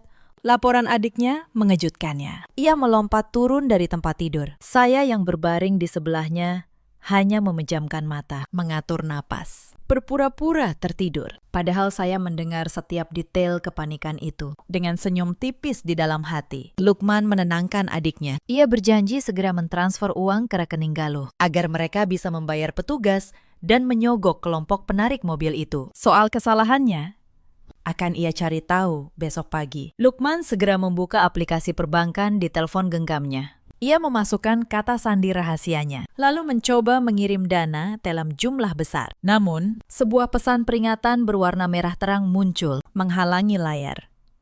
Transaksi ditolak. Lukman mengernyit bingung. Ia mencoba lagi dengan rekening dan kartu yang berbeda, tapi hasilnya sama. Semua akses keuangannya diblokir total tanpa peringatan. Dilanda panik, Lukman menelepon layanan bank malam itu juga. Tangannya berkeringat dingin. Operator menjelaskan, sopan, namun tegas. Seluruh rekening, kartu, dan akses dana atas nama Lukman telah dibekukan permanen sejak beberapa jam lalu. Lukman marah besar, suaranya meninggi. Siapa yang berani bertindak tanpa persetujuannya? Jawaban operator membuat tubuhnya membeku. Pembekuan dilakukan atas perintah langsung pemilik dana utama, pemilik rekening induk, yang secara hukum mengendalikan seluruh aliran dana ke rekening Lukman. Lukman seketika lemas. Ia tahu betul siapa satu-satunya orang yang memegang kendali sebagai pemilik dana utama di balik semua kekayaannya. Tapi ia belum berani memikirkannya. Di halaman rumah Bu Broto, truk derek meraung keras. Truk itu mengangkut mobil mewah keluar, lalu pergi, meninggalkan pekarangan yang sunyi. Bu Broto tersungkur di rumput. Ia menangis terseduh, meratapi mobil kebanggaannya yang lenyap ditelan malam. Galuh memeluk tubuh ibunya yang gemetar. Tepat saat keputusasaan melanda, layar telepon Galuh menyala terang di tengah gelap. Sebuah surat elektronik baru masuk. Galuh membuka pesan itu. Tangannya gemetar. Sebuah surat dari firma hukum terkenal. Isinya pemberitahuan penyitaan aset dan penghentian paksa sewa bangunan komersial. Bangunan yang selama ini ia banggakan sebagai butik mewahnya. Dokumen hukum itu menyatakan dengan jelas, hak guna bangunan telah dicabut sepihak oleh pemilik sah, tanpa pesangon. Galuh diberi batas waktu kurang dari 24 jam untuk mengosongkan seluruh isi butiknya. Jika lewat, semua barang dagangan akan dibuang oleh pihak berwenang. Galuh membaca nama pemilik sah yang tercetak tebal di bawah surat. Matanya terbelalak. Jantungnya seakan berhenti saat mengenali nama itu. Ia menjatuhkan teleponnya. Kakinya tidak kuat lagi menopang tubuhnya. Galuh jatuh terduduk lemas di ubin teras yang dingin. Ia menyadari dengan rasa takut yang luar biasa bahwa malam petaka yang menghancurkan hidupnya ini baru saja dimulai. Matahari pagi baru menyembul dari ufuk timur, membawa sinar hangat. Namun, suasana cerah itu sama sekali tidak terasa oleh Bu Broto dan Galuh. Keduanya tidak bisa memejamkan mata walau sedetik sepanjang malam. Mereka duduk terdiam, menggigil kedinginan di ruang tamu yang gelap setelah listrik diputus. Marah, takut, dan tidak terima bercampur di dada Bu Broto. Ia bangkit, merapikan pakaian yang kusut, lalu menyuruh Galuh bersiap. Karena mobil sudah ditarik. Mereka terpaksa memesan taksi daring lewat telepon Galuh yang baterainya hampir habis. Sepanjang jalan menembus macet, Bu Broto menggerutu lantang. Ia menyalahkan saya atas semua penderitaan pagi itu. Ia yakin menantunya yang pendiam telah merancang tipu muslihat untuk menguras dan menyembunyikan isi rekening keluarga. Taksi daring itu akhirnya berhenti tepat di depan gerbang besi rumah saya. Bu Broto turun dengan langkah kaki yang dihentakkan keras ke tanah sebagai bentuk pelampiasan amarahnya. Ia mendorong pintu gerbang yang kebetulan tidak terkunci rapat, lalu berjalan cepat melintasi halaman depan yang luas. Galuh mengikuti dari belakang, menggenggam teleponnya yang layarnya sudah retak. Sesampainya di pintu utama kayu jati, Bu Broto tidak menekan bel. Ia langsung menggedor daun pintu dengan kepalan tangannya, sekuat tenaga, berulang kali. Lukman, Maira, "Buka pintu!" teriaknya kasar. Gedoran itu menggema, memecah ketenangan perumahan elit. Para pembantu saya berlarian dari dapur. Wajah mereka pucat. Mereka ketakutan melihat amukan wanita itu. Mereka tak berani membuka pintu, hanya mengintip dari celah jendela. Di lantai atas, Lukman yang baru tertidur 2 jam, terbangun terkejut. Kepalanya berat. Pandangannya berkunang-kunang. Ia bangkit dan berjalan gontai menuruni tangga. Begitu pintu dibuka, Bu Broto menerobos masuk. Ia menyerang Lukman. Tuduhan beruntun keluar dari mulutnya. Ia menunjuk-nunjuk wajah anaknya. Mengapa listriknya diputus? Mengapa mobilnya ditarik orang tak dikenal? Dan ia menuduh saya mencuri seluruh tabungan keluarga. Lukman hanya berdiri mematung di tengah ruangan sambil memegangi kepalanya yang makin berdenyut. Ia sendiri tidak tahu harus menjawab apa, karena ia juga sedang dilanda kebingungan luar biasa soal seluruh rekening pribadinya yang diblokir serentak. Di tengah pertengkaran sengit antara ibu dan anak itu, terdengar suara raungan sirene kendaraan yang sangat keras, mendekat dari arah jalan raya, lalu berhenti tepat di depan gerbang rumah. Suara sirene itu membuat semua orang di ruangan terdiam. Bu Broto tersenyum puas dan membusungkan dada. Ia mengira polisi datang untuk menangkap saya, karena sebelumnya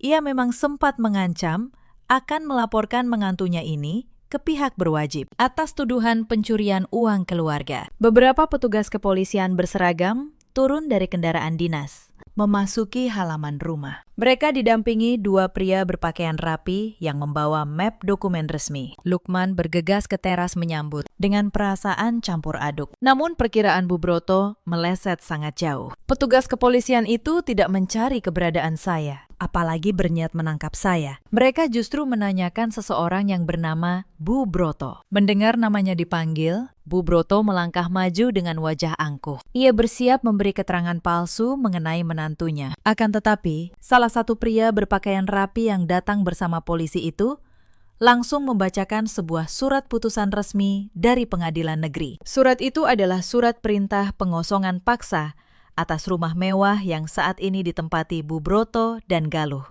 Pria itu menjelaskan dengan bahasa hukum yang tegas. Hak guna bangunan tempat tinggal mereka telah dicabut sepenuhnya. Secara hukum, Bu Broto diberi waktu paling lambat sebelum matahari terbenam hari itu untuk mengangkut seluruh barang pribadinya dan keluar dari rumah mewah tersebut. Jika ia menolak patuh, petugas kepolisian punya wewenang penuh untuk melakukan pengusiran paksa dan membuang semua barangnya ke jalanan. Bu Broto terbelalak tidak percaya. Ia berteriak histeris menolak. Dengan suara bergetar, ia berdalih. Rumah mewah itu murni hasil jerih payah anak laki-lakinya. Ia menarik lengan Lukman, menyuruhnya bicara kepada polisi bahwa ia pemilik rumah itu. Lukman membuka mulut untuk memberikan pembelaan. Namun sebelum satu kata pun keluar dari bibirnya, terdengar suara ketukan sepatu yang sangat teratur dan berwibawa menuruni tangga rumah. Semua pandangan di ruangan itu beralih ke arah sumber suara. Itu saya. Saya melangkah turun dengan ketenangan yang luar biasa. Saya tidak lagi mengenakan pakaian rumahan sederhana seperti hari-hari biasa. Pagi itu, saya mengenakan setelan jas bisnis khusus wanita dengan potongan jahitan yang sangat rapi dan berkelas, dipadukan dengan hijab yang menjuntai rapi. Aura kelembutan yang selalu saya perlihatkan selama ini hilang tak bersisa, digantikan oleh aura kepemimpinan yang dingin dan penuh dominasi. Saya berjalan tenang melewati suami saya yang masih berdiri mematung kebingungan. Saya melangkah menuju meja kaca besar di tengah ruang tamu. Lalu saya lemparkan sebuah map tebal berisi tumpukan dokumen ke atas permukaan meja itu hingga menimbulkan suara benturan yang cukup keras. Saya menatap lurus ke mata Bu Broto dengan pandangan yang menusuk sampai ke tulang. Saya mulai bicara dengan nada suara yang rendah, namun menggema jelas di setiap sudut ruangan. Saya jelaskan secara gamblang bahwa segala kemewahan yang selama ini disombongkan oleh keluarga suami saya sama sekali bukan milik Lukman. Saya buka berkas di atas meja, bukti kepemilikan sah, hitam di atas putih, sertifikat rumah megah yang ditempati Bu Broto, surat kepemilikan mobil yang ditarik semalam, dokumen sewa butik tempat Galuh memamerkan diri, hingga surat saham mayoritas perusahaan tempat Lukman bekerja. Semua dokumen resmi berkekuatan hukum tetap itu tertulis atas satu nama tunggal. Nama saya, Maira. Tanpa campur tangan siapapun. Saya melanjutkan penjelasan. Lukman hanyalah pemimpin bayangan yang saya tunjuk dan saya gaji setiap bulan untuk menjalankan operasional perusahaan milik saya. Seluruh dana itu dari saya. Fasilitas mewah itu dari saya. Semua yang mengalir ke keluarga ini berasal dari kantong pribadi saya. Bertahun-tahun saya rela merendahkan diri, rela dihina. Disebut babu tak berguna, semata demi menjaga martabat suami di depan keluarganya yang gila kehormatan semua. Namun kebaikan hati saya justru dibalas dengan caci maki dan perlakuan tidak manusiawi yang terus berulang tanpa henti. Saya menegaskan, mulai detik ini juga, saya hentikan seluruh sandiwara melelahkan ini. Tidak akan ada lagi aliran dana gratis, kata saya tegas. Tidak ada lagi fasilitas mewah dan tidak ada lagi perlakuan istimewa untuk orang yang hanya tahu cara menghabiskan, tapi tidak tahu cara bersyukur. Lukman terduduk di sofa, pandangannya kosong. Kenyataan pagi itu terlalu berat. Ia baru sadar betapa bodohnya ia selama ini, merasa paling hebat. Padahal ia hanya menumpang di atas kerajaan raksasa yang dibangun keringat istrinya sendiri. Galuh yang berdiri di belakang ibunya mulai menangis. Ia menyadari surat penyitaan butiknya semalam adalah nyata, bukan kesalahan sistem. Bu Broto masih berusaha keras menyangkal kenyataan pahit itu. Ia mencoba maju untuk menampar wajah saya, namun dengan gerakan cepat. 2 orang petugas kepolisian langsung menahan lengan wanita paruh baya itu. Mereka memintanya mundur karena tindakannya bisa dikategorikan sebagai penyerangan fisik. Saya melangkah maju 1 langkah, menipiskan jarak antara diri saya dengan ibu mertua dan adik ipar saya. Saya tersenyum tipis, senyum yang sama seperti saat menyajikan teh sore kemarin. Namun kali ini ia mengandung kepahitan yang akan menghancurkan hidup mereka. Saya menatap Bu Broto dan Galuh bergantian. Lalu saya ucapkan kalimat penutup yang akan terngiang selamanya. Mulai malam ini, kata saya, kalian harus belajar cara bekerja, memeras keringat untuk mencari uang sendiri, demi sesuap nasi. Rasakanlah kerasnya dunia luar, tanpa bantuan 1 keping uang koin pun dari saya. Saya berhenti sejenak. Tapi kalau kalian tidak sanggup bertahan, tidak sanggup menahan lapar di jalanan, saya tawarkan 1 pekerjaan yang sangat cocok dengan ucapan kalian kemarin. Jadi, babu sungguhan. Bertugas membersihkan lantai rumah saya. Saya membalikan badan dengan tenang. Saya berjalan kembali menaiki tangga rumah, meninggalkan ibu mertua, adik ipar, dan suami saya yang hancur lebur berkeping-keping dalam lautan penyesalan yang sudah terlambat. Pengusiran paksa hari itu berjalan tanpa belas kasihan. Bu Broto dan Galuh memasukkan pakaian dan barang pribadi ke dalam tas, di bawah pengawasan polisi. Mereka tidak diizinkan membawa 1 pun barang berharga, tidak perhiasan, tidak elektronik, karena semuanya terdaftar resmi sebagai aset milik saya. Sore harinya, saat matahari mulai condong ke ufuk barat, ibu dan anak itu melangkah gontai meninggalkan rumah mewah. Rumah yang selama bertahun-tahun menjadi simbol kesombongan mereka. Kini, mereka harus menelan pil pahit kenyataan. Mereka terdampar di kamar sewa sempit, di pinggiran kota. Hanya ada kasur tipis tanpa dipan, sebuah kipas angin tua yang berisik, dan lemari plastik murah.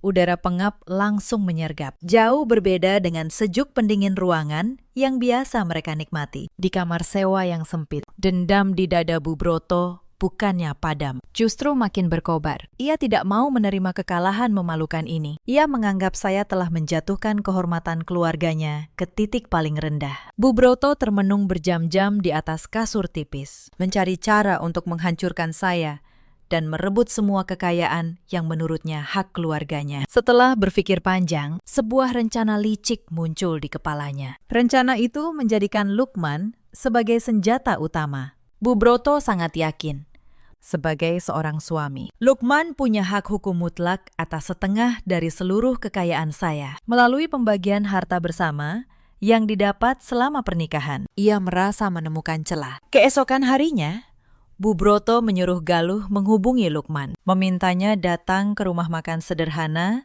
dekat tempat tinggal baru mereka. Lukman yang tertekan dan bingung dengan posisinya, datang memenuhi panggilan ibunya dengan langkah berat. Pertemuan ibu dan anak itu penuh air mata buaya. Bu Broto menangis terseduh, meratapi nasibnya yang kini tidur di lantai. Ia terus meracuni pikiran Lukman, mengatakan, "Saya istri durhaka yang tidak menghargai kepemimpinan seorang suami." Bu Broto meyakinkan Lukman, satu-satunya jalan keluar adalah menceraikan saya. Di pengadilan agama, jika perceraian terjadi, mereka akan menuntut pembagian harta bersama. Dengan setengah kekayaan raksasa itu, keluarga mereka akan kembali berjaya. Lukman awalnya ragu.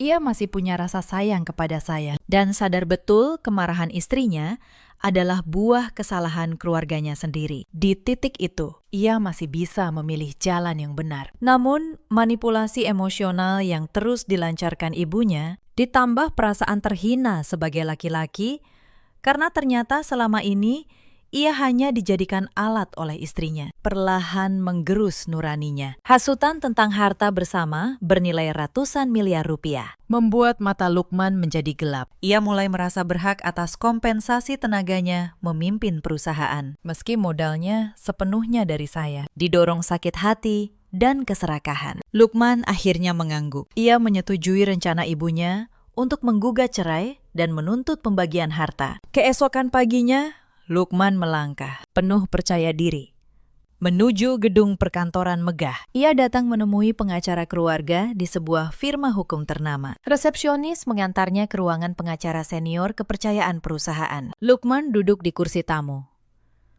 langsung mengutarakan niatnya untuk bercerai. Ia meminta pengacara menyusun gugatan pembagian harta bersama, memastikan seluruh aset, rumah mewah, mobil, rekane, dan saham perusahaan dibagi sama rata. Lukman bahkan sudah membayangkan masa depan cerah, menjadi pengusaha mandiri yang kaya dari hasil perceraian itu, tanpa lagi berada di bawah bayang-bayang istrinya. Pengacara senior itu mendengarkan seluruh pemaparan Lukman dengan ekspresi datar. Setelah Lukman selesai, ia membetulkan kacamatanya, menarik napas panjang, lalu mengambil anak kunci dari saku jasnya untuk membuka laci meja yang terkunci. Ia mengeluarkan sebuah map kulit gelap dan meletakkannya di hadapan Lukman. Lalu, dengan nada hati-hati, namun mematahkan semua angan kliennya, ia berkata bahwa niat menuntut pembagian harta bersama itu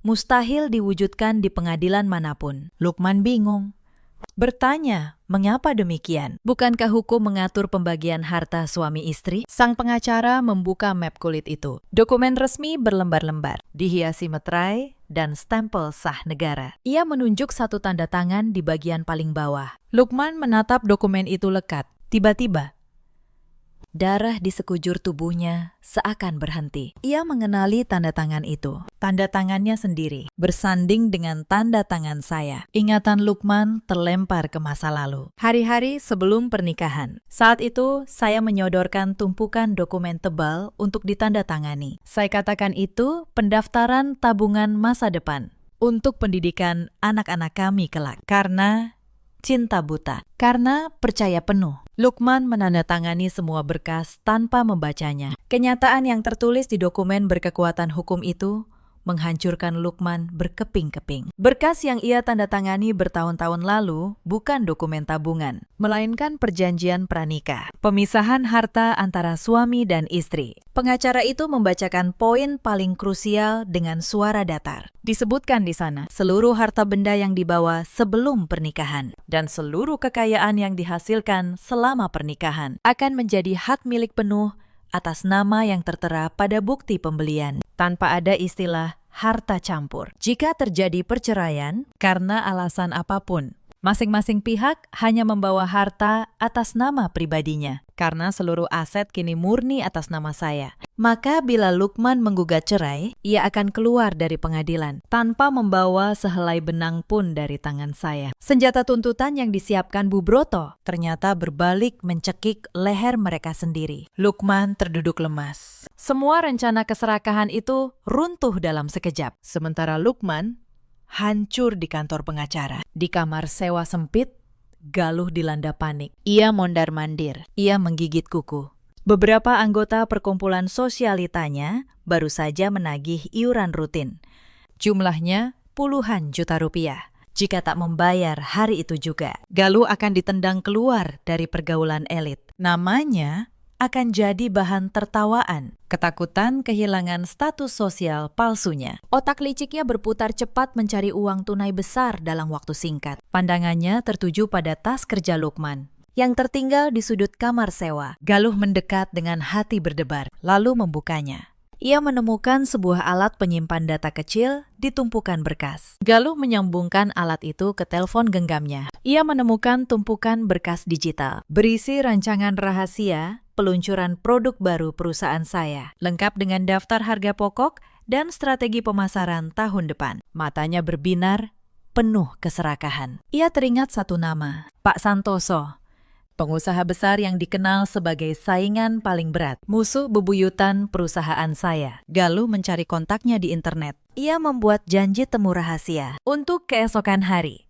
Ia berniat menjual seluruh dokumen rahasia itu kepada pesaing saya demi setumpuk uang, tanpa pernah menyadari sedikitpun bahwa langkah yang ia ambil ini adalah jebakan mengerikan. Jebakan yang akan menyeretnya masuk ke dalam neraka penderitaan tanpa akhir. Keesokan harinya, Galuh merapikan pakaian termahal yang masih berhasil ia selamatkan dari pengusiran. Ia menatap pantulan dirinya di cermin retak di dinding kusam kamar sewa. Rasa muak memenuhi dadanya. Setiap kali menghirup udara pengap bercampur bau selokan dari luar jendela. Ia merasa tidak dilahirkan untuk hidup melarat seperti ini. Di kepalanya, ia keluarga seorang pemimpin perusahaan yang seharusnya menghabiskan waktu berbelanja di mal mewah, bukan membusuk di pinggiran kota yang padat. Dengan tekad bulat, Galuh menggenggam alat penyimpan data yang ia curi dari tas kakaknya sendiri. Benda sebesar ibu jari itu ia yakini sebagai kunci emas pembuka jalan keluar. Ia sudah membuat janji temu dengan Pak Santoso, pengusaha besar yang dikenal sebagai ancaman paling nyata bagi bisnis saya. Galuh yakin,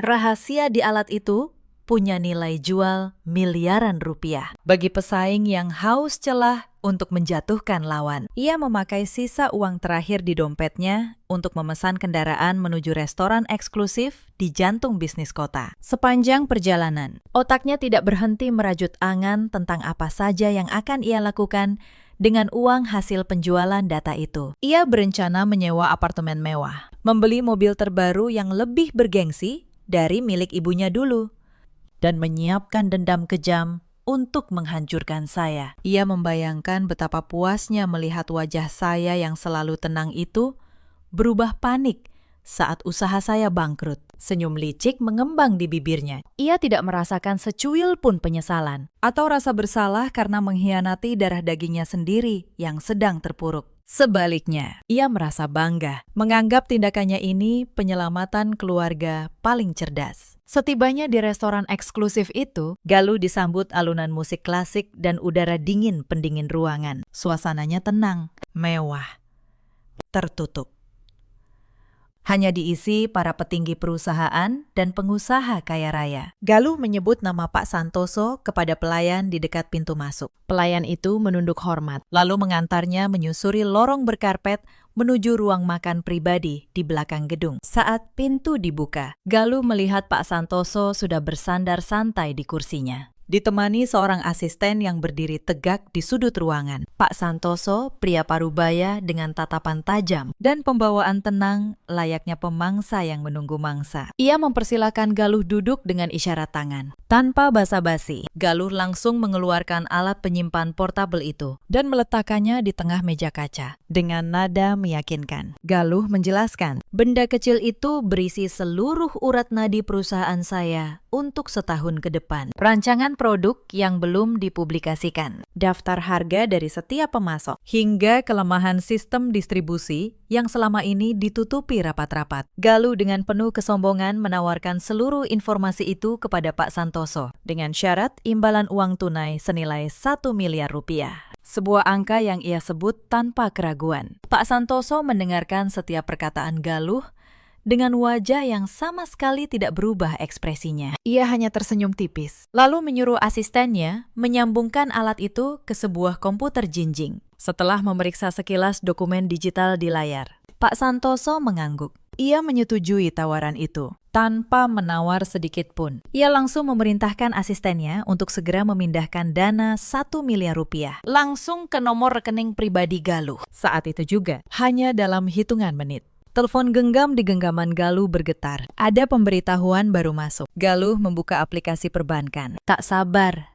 Matanya terbelalak, jantungnya berdebar, napasnya tertahan. Melihat deretan angka 0 panjang di saldonya. 1 miliar rupiah. Benar-benar masuk.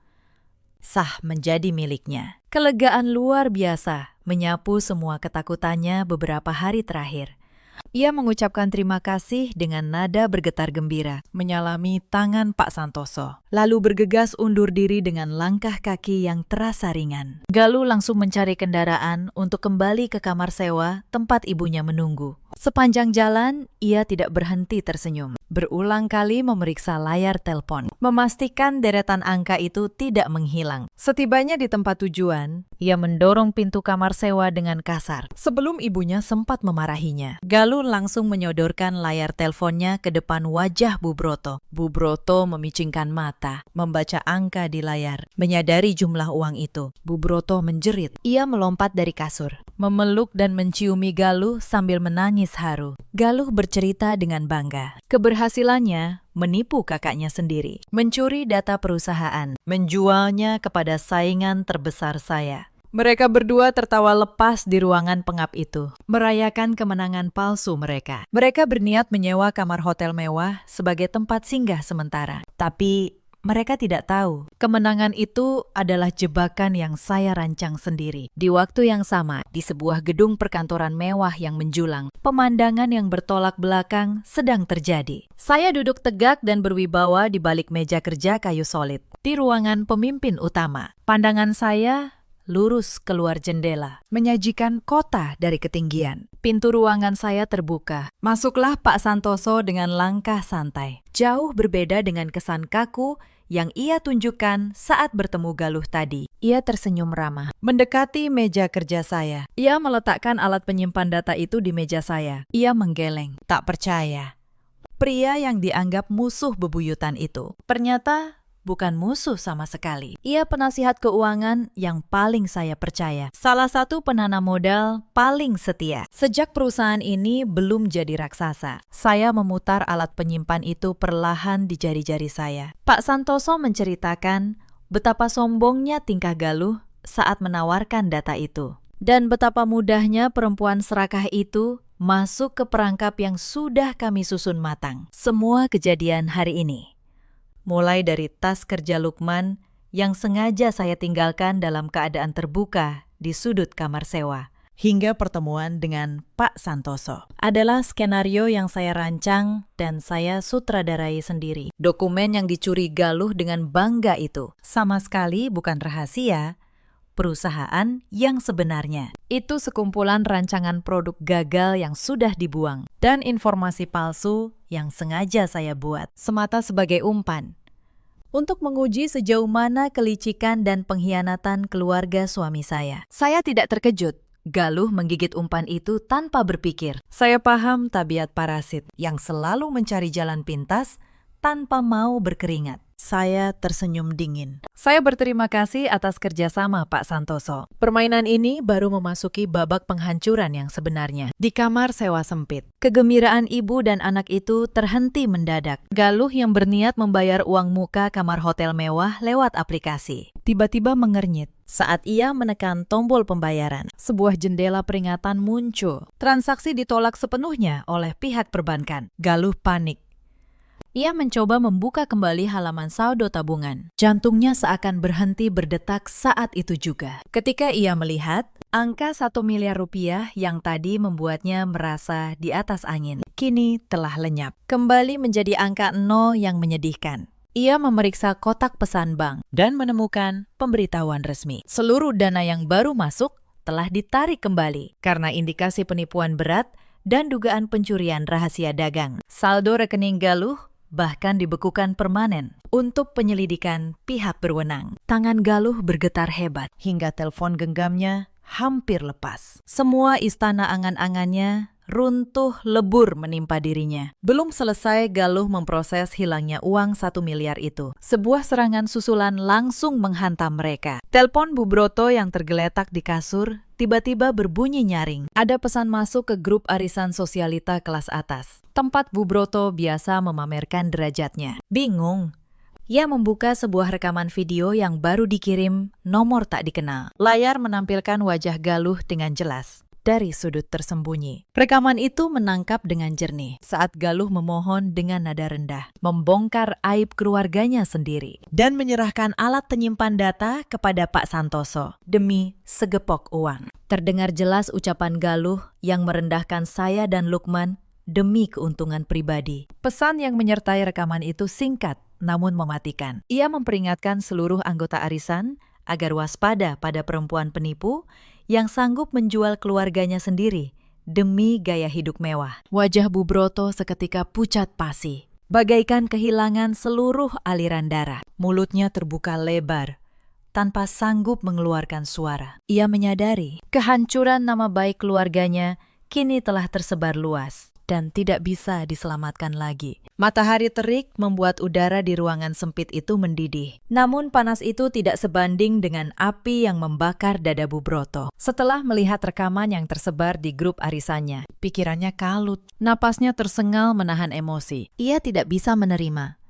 bahwa harga diri yang bertahun-tahun ia bangun di atas kebohongan dan harta saya kini runtuh dalam hitungan detik. Alih-alih merenung, sifat sombong dan keras kepala Bu Broto justru makin menguasai akal sehatnya. Ia meyakinkan diri bahwa rekaman itu hanya rekayasa saya. Ia tidak boleh terlihat lemah, tidak boleh terlihat miskin, dan yang paling penting, tidak boleh kehilangan satu-satunya tempat ia masih dihormati. Lingkaran para nyonya kaya raya di kota ini. Hari itu, jadwal pertemuan bulanan arisan. Bu Broto bertekad hadir dengan kepala tegak, seolah tidak pernah terjadi bencana apapun. Ia menghabiskan berjam-jam menutupi wajahnya yang tegang dan kurang tidur dengan riasan tebal. Ia mengaduk isi tasnya, mencari sisa perhiasan berkilau dan pakaian rapi untuk menutupi kemelaratannya. Ia bahkan menyuruh Galuh yang masih lemas menangisi kegagalannya, membantu mengaitkan kalung di lehernya. Tujuan utamanya, memaksakan diri hadir, bukan sekedar gengsi. Di balik senyum palsunya, ia punya misi rahasia. Ia berencana meminjam uang tunai dari beberapa teman dekatnya. Ia yakin, dengan kepiawaiannya berbicara dan status masa lalunya, mereka akan mudah meminjamkan puluhan juta rupiah. Uang itu akan ia pakai untuk menyewa rumah yang lebih layak, mengembalikan gaya hidupnya yang hilang, dan menyewa pengacara hebat untuk membalas saya di pengadilan, demi merebut kembali apa yang ia anggap miliknya. Dengan sisa uang terkecil yang ia kumpulkan, Bu Broto memesan kendaraan menuju restoran mewah bertaraf internasional. Tempat arisannya berkumpul setiap bulan. Tempat yang hanya melayani tamu dengan pesanan jutaan rupiah untuk sekali duduk. Ia turun di tepi jalan, tidak berani masuk ke area penuh kendaraan mewah. Bu Broto menegakkan punggung, melangkah dengan gaya angkuh yang dibuat-buat, mengabaikan tatapan petugas keamanan yang mengenali wajahnya dari rekaman yang sedang ramai diperbincangkan. Jantungnya berdebar menahan gugup. Namun ia terus memasang senyum terlebar saat pelayan mengantarnya menuju meja panjang di sudut istimewa yang dipesan kelompok arisan. Begitu ia tiba di meja itu, suasana berubah. Tawa lenyap, hening yang canggung. Belasan wanita berpakaian mahal berlapis perhiasan. Serentak mereka menghentikan obrolan. Mereka menoleh ke arahnya. Tatapan mereka tak lagi penuh hormat seperti dulu. Kini penuh cibiran dan pandangan merendahkan. Bu Broto menelan ludah. Ia tetap tersenyum, menyapa seolah tak menyadari apapun. Ia duduk anggun, memuji penampilan teman di sebelahnya, lalu mengaku sibuk mengurus bisnis hingga tak sempat membalas pesan. Sebuah kebohongan murahan untuk menutupi fakta bahwa ia menghindari grup setelah rekaman itu tersebar. Teman-teman sosialitanya hanya menanggapi dengan senyum miring dan gumaman pelan. Beberapa terang-terangan berbisik sambil melirik perhiasan Bu Broto. Arisan dilanjutkan dengan hidangan mewah. Bu Broto makan dengan lahap karena ia memang belum makan yang layak sejak hari pengusiran. Setelah makan, tibalah saat paling mendebarkan. Pengumpulan iuran bulanan. Jumlahnya besar. Bendahara arisan berkeliling meja menagih satu persatu. Bu Broto pun mulai menjalankan misi rahasianya. Dengan suara selembut mungkin, ia mendekat. Teman yang dulu paling sering memujinya. Ia mengaku sedang ada kendala perputaran uang di bisnis keluarganya. Ia meminjam puluhan juta. Berjanji mengembalikan dalam waktu dekat. Berikut bunga sebagai tanda terima kasih. Namun teman yang dulu paling manis kini menatapnya sinis. Dengan suara dikeraskan agar seisi meja mendengar. Ia berkata, "Tak mungkin meminjamkan uang kepada orang yang baru tertangkap kamera menjual rahasia keluarganya. Dengan jaminan apa Bu Broto akan membayar, sementara hartanya sudah disita?" Seketika, tawa tertahan pecah di sekeliling meja. Satu persatu, wanita-wanita itu mulai melontarkan kalimat sindiran tajam. Mereka membahas rekaman itu secara terbuka di depan wajah Bu Broto. Membicarakan bagaimana ia selama ini hidup dari belas kasihan menantunya. Sambil berlagak menjadi nyonya besar, bendahara arisan lalu berdiri. Dengan tegas ia mengumumkan, keanggotaan Bu Broto resmi dicabut karena perbuatannya mencoreng nama baik kelompok. Wajah Bu Broto memerah, lalu memucat. Tubuhnya gemetar menahan malu. Ia berdiri dengan kaki yang hampir tak kuat menopang. Tak ada satu tangan pun terulur. Tak ada satu suara pun membela. Ia ditinggalkan sendirian. Bu Broto berjalan keluar dari restoran mewah itu dengan langkah tertatih, meninggalkan tawa para wanita yang dulu memuja kekayaannya. Di tepi jalan, di bawah terik matahari, untuk pertama kalinya, ia sendirian, tanpa harta, tanpa nama, tanpa siapapun. Sementara itu saya berdiri di balik kaca ruang kerja, menatap kota dari ketinggian. Asisten saya melaporkan, semua skenario selesai, tanpa celah. Saya tak merasa gembira, juga tak merasa puas berdendam. Yang saya rasakan hanya kelegaan, karena beban sandiwara panjang itu akhirnya bisa saya lepas. Beberapa hari kemudian, Lukman datang ke kantor saya, bukan lagi sebagai pemimpin bayangan dengan dada membusung, tapi sebagai seorang lelaki yang hancur dengan mata sembab dan langkah ragu. Ia berdiri di depan meja saya, lalu menundukkan kepalanya dalam-dalam. Ia tidak meminta harta, tidak menuntut apapun. Ia hanya meminta maaf atas kebodohannya, membiarkan keluarganya menghina perempuan yang menanggung hidup mereka. Atas keserakahannya yang sempat tergoda menggugat cerai. Saya menatapnya lama, lalu berkata, maaf adalah satu hal. Kepercayaan adalah hal yang berbeda. Saya tidak menjatuhkan talak, tapi juga tidak buru-buru menerimanya kembali. Saya katakan, jika ia sungguh ingin memperbaiki diri, ia harus memulai dari nol. Bukan sebagai suami yang menumpang di kerajaan istrinya, tapi sebagai lelaki yang membangun harga dirinya dengan keringat sendiri. Jalan panjang, dan saya tak tahu apakah ia sanggup. Bu Broto dan Galuh tetap tinggal di kamar sewa sempit itu, tanpa harta, tanpa nama besar, tanpa lingkaran sosial yang dulu dibanggakan. Penyelidikan kasus pencurian rahasia dagang masih membayangi Galuh. Mereka harus belajar untuk pertama kalinya arti mencari uang dengan tangan sendiri. Persis seperti yang dulu mereka tuduhkan pada saya. Cerita ini mengajarkan satu hal. Jangan pernah menilai seseorang dari penampilan luar. Dan jangan menginjak orang yang diam. Karena diam bukan berarti lemah. Kadang, orang yang paling tenang justru memegang seluruh kendali. Di luar sana, ada banyak perempuan seperti saya dulu. Perempuan tangguh yang memilih merendahkan diri demi menjaga keutuhan dan martabat keluarganya. Mereka diam bukan karena tak mampu melawan. Mereka memilih bersabar sampai kesabaran itu benar-benar habis. Di luar sana, ada pula banyak suami seperti Lukman. Lelaki yang lupa di balik kebesaran namanya, ada istri yang rela berdiri di bayang-bayang, dan ada ibu mertua seperti Bu Broto yang begitu takut kehilangan kehormatan, sampai lupa menghargai orang yang memberi mereka segalanya. Dalam hidup, kita selalu punya pilihan, bersyukur atau serakah, menghargai atau menghina. Dan setiap pilihan selalu membawa akibatnya sendiri, cepat atau lambat. Bagaimana menurut kalian tentang kisah ini? Apakah sikap Maira sudah tepat? Ceritakan pendapat dan kisah kalian sendiri di kolom komentar. Terima kasih sudah menemani. Sampai jumpa di video berikut.